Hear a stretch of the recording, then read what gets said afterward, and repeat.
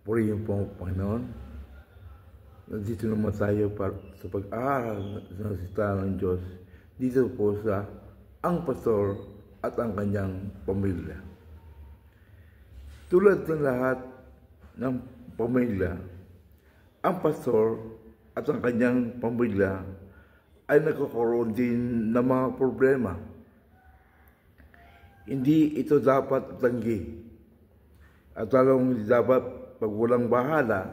Sa halip, ang mga ito ay dapat harapin ng buong tapang at pagsitiwala sa Diyos. Ang dakilang mekda ng relasyon magkasawa at pamilya. May mga pagkakataon na binabasagan ang asawa ng pastor bilang miyembro ng iglesia na pinakakulang paggabay at pagtulong ng pastor. Ito ay sa kadahilan ng marami sa mga asawa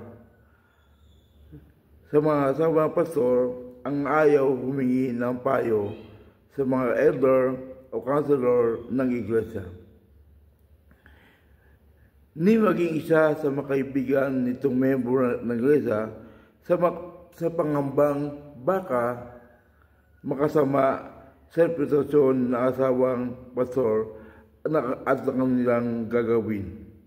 Ito ay isang malaking pasanin para sa mag-asawa ng pastor na dapat maunawaan ng pastor at ng membro ng iglesia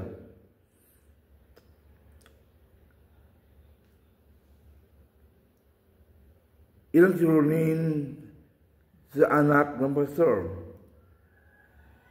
ilang suliranin ng asawa ng pastor.